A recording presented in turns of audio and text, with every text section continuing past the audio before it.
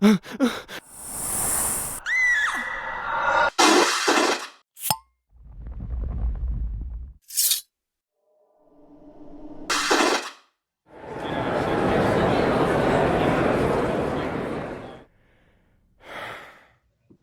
and welcome to the Supernatural Track here at Continual. I'm your host, Gail C. Martin, and tonight we are going to talk about human monsters, those bad guys who couldn't even blame it on magic. But before we get started, let's let our panelists introduce themselves, starting with Carole. Hi, I'm Carole Stokes. I've been a fan of Supernatural since season 3. I started writing fanfic in 2012, and I love doing continual panels and talking about Supernatural. Awesome. Lola. My name is Lola Lariscy. I've been a fan of Supernatural since the beginning. I'm also a writer, and trying to come down from technological nightmare, but it's going to be okay. Going to be okay. How about you, Anna? I'm Anna Kensing, and I am also a writer. I write queer romance, mostly MM, sometimes with tentacles, and I dabble in a bit of supernatural fanfic on the side, and I've been a fan of the show since the very beginning. Awesome. I'm Gail C. Martin, and Morgan Bryce. As Gail, I write epic and urban fantasy. As Morgan, I write urban fantasy, male romance, but all the modern worlds are ones that Sam and Dean could walk into and feel right at home. I fell in love with the show halfway through season 11, went way down the rabbit hole, and now I run the Supernatural TFWNC group on Facebook, write for the Winchester family business, and more. So yeah, I went down that rabbit hole, and I hope I never hit bottom. So when we talk about monsters on Supernatural, you know, we've talked about Wendigos, and we've talked about the Woman in White and the ghosts and all of those. But there were some monsters, truly monstrous things, that turned out just to be people. And as you know, demons. I get people are crazy, but who were some of those human monsters? Carole, who are the ones you love to hate the most? Can't really be favorites.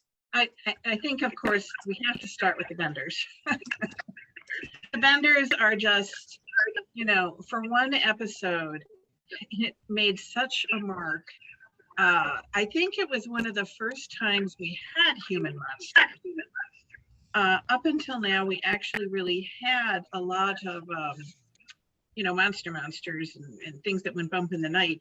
But this was the first instance where we ran into this and we heard that, you know, immortal line, monsters I get, people are crazy, with the teeth wind chimes and, you know, the hunting for sport. They were everything you fear when you hear the banjo start. And they totally lived up to that. So it was brilliantly done. It was just so well done. Every detail of the set and the characterizations and stuff just played into every, you know, deep back country, inbred kind of fear that people could have. And so yeah, I have a list, but they're the first ones on it. Okay. The Benders. Lola, how about you? A discussion of evil people wouldn't be complete without Cuthbert Sinclair. He was just horrible. It's like, dude, you're supposed to be like, you know, holding up the mantle of civilization and civility and stuff, and you're just a crazy man. Yeah, I mean, you know, between trapping Mrs. Butters and creating the Werther box and having his little menagerie in his secret zoo, yeah, the guy was a real rotter. He was a sicko. He was like kind of an H.H. Holmes. I don't know if y'all ever heard of that. He was like an H.H. Holmes, and it's like, go away. Speaking of human monsters, although we did get him after he was dead already. Anna? Yes, we did get H.H. Holmes after he was dead already. And so I too have a list, Carol. I stopped my list. I stopped writing down the people on my list like in the middle of season 8. So I completely forgot about Cuthbert Sinclair, but totally agree. But the feral twin children who lived in the walls in Family Remains in season 4, those two kids are pretty monstrous, but the real monster is of course their grandfather who Created the situation in which twin children born out of a terrible situation were abused and neglected and tortured and lived in the walls of the family home until they killed their grandfather and then terrorized the next several families that moved in. So speaking of monstrous humans, like you have to feel a little bit of sympathy for the children who turned out that way, because their grandfather was the true monster there. How Bruno could have ended up if he'd have gone dark, living in the walls and all that. Sorry, couldn't resist. I think it's funny when we talk about the Benders, everybody was making the, paddle faster, I hear banjo comments. And of course it really did pull on that Deliverance vibe. And my parents had never seen an R-rated movie, and they took me to see Deliverance with them when I was 10. And, and it has, dear. Yeah, deep scars from that, really deep scars. Did they look that up first? That man squealing. Dad thought they might swear a little. We did get to the pig scene, and Mom grabbed me. This was my first clue that something was really wrong. Mom grabbed me and said, "Don't you want some candy?" and like hauled me out of my chair and bought me anything I wanted for the rest of the time at the concession stand. And I thought, I don't know what's going on, but I think I'm winning. So didn't That's hysterical. Or know what was going on for years. So yeah, every time I see the Benders, I get this uncontrollable urge to eat candy. What can I say? Time for some Red Hots. Licorice. I want licorice. I think one of the ones that made me extremely uncomfortable were Magda's parents in American Nightmare. The crazy fundamentalists and the physical torture and blaming the girl for having psychic visions and all of that. Even on rewatches, I find that one very difficult to rewatch because I've met people like that, and those kinds of people exist. You can be on the fence about, ghosts and vampires and werewolves, but I've met those people, and that I think is the scariest thing of all. Oh, back to you, Carole, on your list. Who's next? I'm gonna go with a quick and easy one, Dr. Sanford Ellicott. Sanford Ellicott was the psych doctor. I don't even know if he was a psychologist or psychiatrist. He really was neither, because he was monstrous. But he was in the mental hospital that they visit in asylum, and now he's a ghost. But prior to that, when he was still human, he was a monster because he was performing painful, torturous, arcane experiments on his patients. And so, yeah, he was pretty cut and dried, nasty. Okay. Lola. So I may have veered from the assignment a little bit. I also included in my list people who started human and became monsters. So we have the Jefferson Starships, which that name just cracks me up. And if I remember correctly, Dean thought of it because he needed a name. And apparently he doesn't like Jefferson Starship.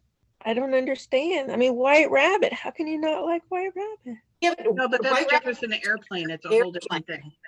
So I think the idea was that they were a mashup of things, just like by the time it got to Jefferson Starship, they were no longer themselves. They were kind of a mashup monster. It was a dig at the band.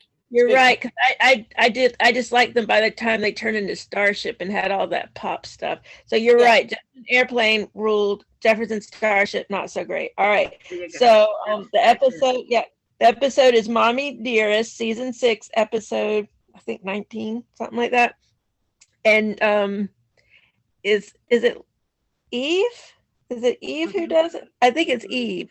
Yeah, she decides she wants to turn all the humans in a bar into monsters, and she comes in and turns them all into monsters. The whole bar, just dozens of people, just turn into like vampire type monsters. So felt bad for them. Sucked to be them. Suck to be them and suck, yes. Being vampires. Anna? Okay, so I'm going to continue with Carole's theme of doctors. And I'm going to call out Dr. Mahoney, who was the doctor at the Sunset Fields Retirement Home in Oklahoma City in season 8, Hunteri Heroicae.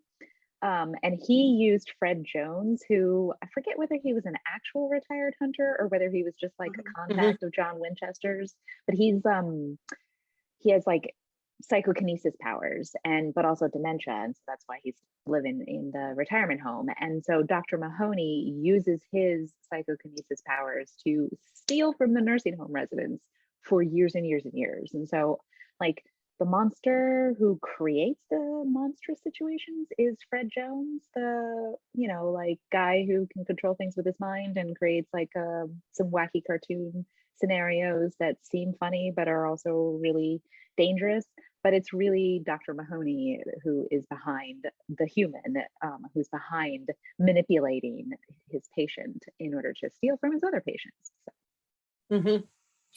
Well, and there were plenty of crazy doctors. I'm going to go with the Dolores Umbridge wannabe, who was the head of the British Men of Letters. She was a real psycho chick, and usually I can watch these things and not yell at the TV, but she just got me every time because, again, I think we've all had a teacher like that, maybe short of murdering your classmates, but maybe not too short. Maybe they would have done it if they thought they could have gotten away with it.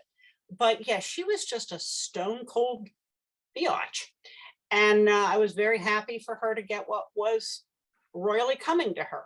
And the Jody did it was even better. So yeah, she had to go. Carole, back to you. I'm going to broaden the field here and say all of the special children. Now, we didn't necessarily see all of them being evil, but if we're looking at the criteria in terms of what happened to them and what the results were, some of them were certainly quite monstrous, like Ava, and others were more victims, but technically and certainly the hunters viewed them all as monsters. That Sam was a monster. They were all tainted by Azazel's blood, and therefore to be considered monsters. Of course, Sam is able to look at it, and many others, in a much more grayscale rather than a black and white. But technically, I feel that fits in that field of human monsters, and therein now we get into that whole area of, well, they may be monsters, but they're not bad, like not all monsters are monsters or evil monsters. And so we open up now the field for a lot more consideration. Okay. I'm gonna add Jeffrey from Repo Man in season 7, because so Jeffrey was possessed by a demon and then had the demon exorcised from him by Sam and Dean. But it turns out that Jeffrey was a postal worker with psychotic tendencies even before he got possessed by the demon. And he created a list of women that he was going to stalk and kill, but he just was too afraid to do so until the demon possessed him. And so when Sam and Dean exorcised the demon from him, he spent the next several years trying to sort of stay on the straight and narrow until he gave up and then tried to get the demon to possess him again. So I think that solidly qualifies as a human monster. Okay. Lola, let's see. We were getting some feedback. Do you want to unmute and try us again?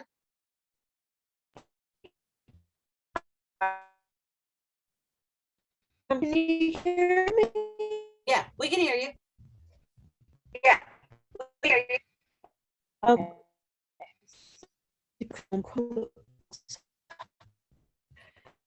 There is as far as children goes, I actually watched Lucifer, and I think that's your favorite scene, Gail, where there's the voice and Dean calls him and he calls him a monster. He actually says it, and it just crushes Dean. But of course, we don't think that Sam.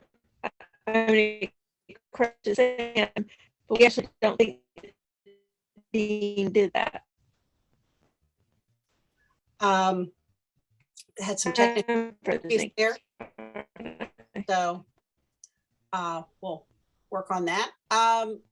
Let's see. For me, I would say Ketch 1.0. Before Ketch gets his redemption arc, he's a pretty bad guy. Especially shooting Magda just after we had that wonderful scene with her and Sam. Yeah, I really hated the guy for a long time before I finally forgave him. And he played the part to the hilt. So, Carole, how about you? As long as we're talking about hunters and hunter adjacent people, Gordon. Yes. Gordon, such a monster. Just horribly, I don't even want to say evil. He had no scope for judging anything. It was so black and white for him. And then once he'd made his decision, he was so persistent, might be one word, and just would not give up. Once he decided Sam was evil, that was it. He was hunting Sam, until he died, and then after. So yeah. he was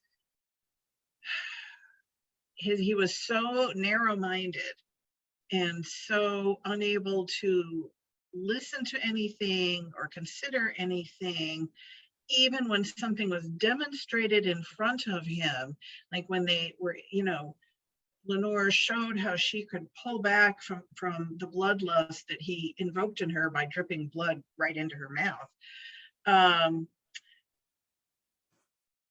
That it really took him over the line, I think, into evilness.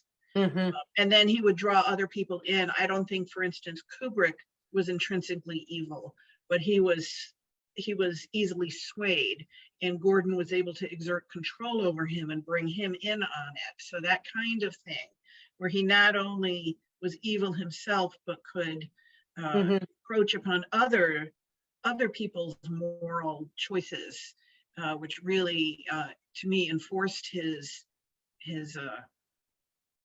malignant presence. Yeah. No, well said.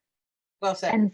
And speaking of hunters who also turn out to be evil, Victor Rogers, I think his name is, in Freaks and Geeks.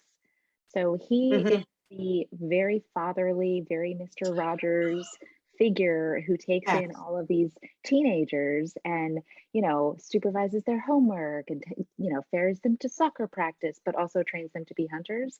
And it turns out that he's training them to be hunters by having killed their family and their parents in order to train them to be hunters. So he's the one who kills their family members, pretends that it's vampires or demons in order to train these children into hunters. And they're like kids, right? So he was a bad dude. He definitely was. Lola, have you, I know you've had some tech problems. Let's try it again. Who's up next for you? Hopefully you haven't already said this since I was out of commission for a while, but Pastor Joe? No. He was at the he was supposed to be the nice pastor who everyone looked up to at the community center, and then it turns out something was going on. Or was Okay. it was his daughter really who was doing Daughter. it? It was the daughter. Okay, I didn't actually rewatch that one, so I had to think in my head it's the daughter. Spoiler, sorry. Yeah, I Yes, just it was watched that one today, in fact. he was okay. But yeah, it was the Mhm. daughter chopping off all the fingers, and that was a weird episode on so many levels. But yeah, I still think they had 2 scripts and only room for 1. And so they mashed them together on that episode and did the best they could. Shuffled them. Yeah. Well, I'm going to say, I think it's Doc Benson, the guy who Yeah. cobbled together all of the pieces and parts that was kind of Sam's Hail Mary pass for Dean. And Dean was like, no, I'll go to hell. I'm not going to do that. I did read a terrific fan fiction where Dean went along with it. And now, a number of years on, they have to make some replacement parts. It was a very well done fanfic. But yeah, he was kind of creepy. And as far as we know, he's still down there in that refrigerator. Well, Carole, back to you. Who else is on your list? Oh gosh, I'll go for history this time. Hitler. Everybody He hates had him. Hitler, and everybody hated him. Are we there sure were Hitler much was more human evil though? than that. I don't think Hitler was human. That's probably Well, good. that's a fair point. Yeah. Could be, but we've never seen anything to substantiate that. So we saw Hitler. He was still evil, although really the supernatural version of him was pretty comic. I think they really kind of backed off presenting him actually being evil because it was too dark even for them. Yeah, I think That he was really pretty comical, but certainly as the historical figure, there he was. And Dean got to kill him, and forevermore we'll always be able to say, I killed Hitler. And I love I the hope piece, Sam got him the t-shirt. and I love the piece of art that has Dean wearing the I killed Hitler and Sam's wearing the I fought God shirt. So, well, right along with Hitler, the whole Thule Society, they were pretty Yeah. awful. Yeah, I had them too. They were, because they stemmed right from that, and they were decades of evil and evil machinations and evil plans, and that whole. Yeah, they were baddies. And they were human, and they were all human. They were using dark magic, and they were into the necromancy and everything, but they were all just human. So yeah, evil humans. Yeah, back to you, Lola. I may need a little help on this because I can't remember her name or anything, and I wouldn't call her a monster. She just wasn't a nice lady. The lady from the British Men of Letters. Oh yeah, Lady we talked Bevel. to Lady Bevel. Yeah, Oh, Did y'all already talk about her? we didn't talk about Lady Bevel. I had mentioned the older woman, the one who was in charge. But yeah, Lady Dolores Bevel, Umbridge character. the Dolores Umbridge. Lady Bevel was bad, and so was her sidekick bodyguard. They were just nasty people. I usually like British people, but not them. They ruined the whole thing for me. No more British people. No At more all. British. You're done. Done. No more. Done. Anna, who else is on your list? So in season 3, bedtime stories. So the supernatural cause in this episode is the spirit of Callie, who has been in a coma since she was 8 years old, and her father, who's a doctor, is like reading fairy tales to her, and all the fairy tales are coming to life, and the wolf eats grandma, and all those kinds of things. But the real monster here is her stepmother, who poisoned her with bleach and caused the coma. So another example of a really terrible parent who caused some supernatural scenarios that Sam and Dean have to come in and finish off after the body count. That one had real overtones of The Sixth Sense to me. Just with the poison By proxy. Yeah, yeah. Yeah. Well, in swap meet, we remember the funny part with the, Sam and the I want to have the sex with you and, and all of that. But the two friends of the guy who ended up with the body swap were completely. And him too. And him too. Yeah. Gary, and him too. And yeah. Were willing to kill Dean. They were willing to do all this dark magic. And so, yeah, suburban high school kids run amok. That was on my list too. Agreed. Carole? So we're going to get into a gray area again here. Jack. Jack is half human, and by many would be considered to be a monster. In fact, and other supernatural beings like Mrs. Butters immediately say he is a monster. They're like, there's no, you are bad. You're going to kill everybody. And she tries to lock him up and do away with him. So there's a lot, and I believe she's not the only one, that there are a lot of people out there who just immediately go to that he is a monster and he is evil and he just has all of these powers that he can't control. Of course, we know, because we go all the way through Jack's story, that ultimately he is not evil. Certainly he's kind of the quintessential, here's your evil, here's your good. His good, kind human mother, his ultimate evil father, and those natures are in him. So in his growth and his maturing, rapid though it may be, it's still very, he kind of veers here and there because he simply doesn't know, and he still doesn't have context for his actions. He doesn't mean to kill people. He kills accidentally, but a lot of people are going to view that as monstrous behavior, and that he is a monster and he's not capable of being able to learn to be good and to channel his powers properly and everything.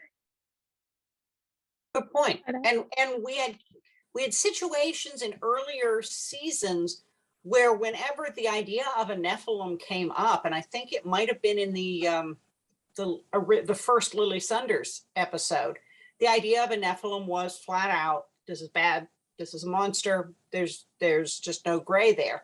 So they really did have to grow into that idea that he wasn't necessarily bad. Lola? All right. So not sure if this person is really a monster, but he wasn't a nice person. Christian Campbell, the cousin who's kind of a jerk. Yeah. I Samuel Campbell right in there with him because the grandfather. Mm-hmm. Yeah. They were all just jerky and just hostile and just not nice.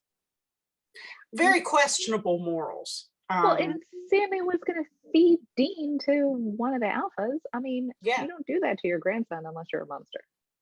I know. It's like, geez, man, it's a good thing that they did without the Campbells for as long as they did. They could have gone much longer without them, as far as I'm concerned. Yeah. Winchester for the win. Anna, who haven't we mentioned? Well, so in keeping with the, in the family scene, I'm going to say soulless Sam Winchester, and Sam Winchester hopped up on demon blood. Mm-hmm. Yeah. And we can probably throw Demon Dean in there and Mark Kane. And Demon Dean and Mark Keep it in the family. Too. Yeah, let's all keep it in the family.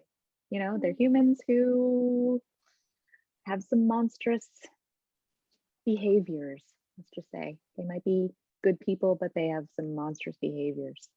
Well, it's debatable soulless Sam even is good, because he's pretty big. He's kind of just doing things by the numbers. Well, and he declines to he resists the soul, right? Right. And then I don't want even want it back. Yeah. He doesn't even want it back. So yeah. I would say also, let's talk about, going back to doctors, the guy with the plague masks and the drill, who was the sanitarium doctor. that was a very spooky, creepy episode. And yes, as with the guy from the asylum episode, we don't meet him until he's a ghost, but he was a bad person in real life too, because he did all those things again to his patients. And that drill just, got me. So plague masks are just like, as soon as you see them, you're like, oh, they do kind of have that bill-like thing, like an end. Yeah. Well, they have that beak and then the goggles, and it's like, all these years later, we've still kind of got one. Yeah. Anyhow, Carole, what else? So the episode with Linda Blair, her partner, he is definitely a monster. He has an affair with this poor drug addicted young woman and then kills her and puts her behind the wall. He's gaslighting Linda Blair the whole time, and she thinks that he loves her until she finds the necklace that he also gave the dead girlfriend. And then of course he wants to kill off Sam and Dean because they know. And yeah, he's just slimeball city. He is just no regard for anybody. Like, why is he even a cop except for probably to just abuse the power, like to seduce pregnant teenage drug addicted women. So yeah, he was pretty nasty. Yeah. Lola, you got another one for us here? We've exhausted my list. Sorry. What do you think about it? If you come up with somebody else, let me know. Anna, how about you? Howard from Plucky Pennywhistle's Magical Howard from from Plucky Pennywhistle's Magical Menagerie. So he thinks he's doing the right thing, right? Like, he saw his younger brother drown when he was a child, and it was because of his parents who were neglectful. And so he thinks he's doing the right thing by, taking out other parents who are mean or neglectful to their children and using hoodoo to do it. But there are better ways to deal with abusive or neglectful parents when you run the ball pit at the supernatural version of Chuck E. Cheese than what Howard decided to do. So what? The ball pit. So you got that. As somebody who spent way too much time with 3 kids at Chuck E. Cheese over a decade, I can see that turning anybody evil. I mean, really the pizza's good, but and some of the games are fun, but I think it would get to you after a while. That ding, ding, ding in the bag would just drive the anamorphic things, it's like. Yeah. Well, on the whole idea of hunters gone bad, let's throw out Walton Roy, as well as the 2 guys who ambushed Sam when he was in Gerber after he and Dean split up for a while. With Walton Roy, they wanted to get rid of Sam because he had powers. With the guys in Oklahoma, they wanted to use Sam and get him hooked back on the demon blood again. And I don't think we ever saw what happened to the Oklahoma guys except in fan fiction. But I was pleased that Walton Roy were some of the collateral damage in the raid on the British Men of Letters. That was cathartic. Yeah, it was. It really was. Back to you, Carole. This is it. This is my last one. And I don't think this particular character was really intrinsically evil, but much like we were talking about with the pizza parlor person, where she was really damaged, but then her damage resulted in her lashing out. And that's the girl who was killing the Zena. So she had lost, her Zena, and her reaction was to, when she grew up, to just start killing them. So ultimately she learned, they were able to bring closure to her and steer her away from that path and everything. So she was not irredeemably monstrous, but it certainly was a pretty terrible series of murders that she committed. And I don't think any of us can ever forget poor Sparkle. She's got sparkle on her face. So that was certainly maybe not quite monstrous, but pretty heinous Yeah. Even with excusing her pain and stuff. So Yeah. Lola, think of anybody Okay. else? Got another one, another reverend. Reverends are just creepy in this show. They're just really mined for their, I don't know, not quite like other people. So this is Reverend Roy LaGrange, and this is from season 1. The episode is Faith, and he's a faith healer supposedly, but we find out that, if one person gets healed, another person gets damaged. And of course, we think it's Reverend LaGrange doing it, but it turns out to be someone behind him, someone in the background, who is truly a very misguided, very not good person. She's terrible. Yes. Yeah. His wife is a monster. Roy was kind of collateral damage in that he thought he was doing. He was actually innocent of the evil doing, because he just really genuinely thought he was being a conduit for, for the healing and stuff. Unbeknownst to him, his wife was making all this, making deals with stuff in behind him. Yeah, and that was bad. Yeah. Behind every faith healing reverend is his wife who is engaging in the black arts. Maybe. Yeah, maybe. Yeah. Maybe. Thinking through a number of recent real life examples, I think you could, especially in South Carolina, I think you could make a case for that. We won't mention any names, but yes, eyelashes. Who else do you have on your list, Anna? I have 3 more people on my list. Oh, go for it. Okay, so Jimmy Tomorrow from season 7, The Mentalist. He is an actual psychic in Lilydale who stole Margaret Fox's bones so that he could control her spirit and sick her on the psychics that he thought were frauds. So him, because he's got some, sort of supernatural power, but he's primarily human. And Jerry, who in LARP and the Real Girl, who was willing to kill his fellow game members in order to, get what he wanted out of the game, because he felt like he was such a loser in real life that the only place that he could matter was in the game of Moondor, and he was willing to kill people to do that. And then I hesitated about putting this person on the list, but in the end, and she redeemed herself, but really Becky Rosen was so obsessed with Sam that she let her obsession roofie him with a crossroads demon, and that's kind of crappy. That is low. She redeems herself in the end, and her end is sort of tragic, but the post-therapy Becky Rosen is okay. The post-therapy Becky Rosen is fine, but the pre-therapy Becky Rosen is a little bit of a chaos demon. Yeah. She's a little fatal attraction-y. Fatal attraction-y. Well, and speaking of fatal attraction, those witch sisters that wanted in Rowena's apartment after she died and cast a love spell on Dean. But they were just evil. And she boiled her sister's bunny. That's total fatal attraction.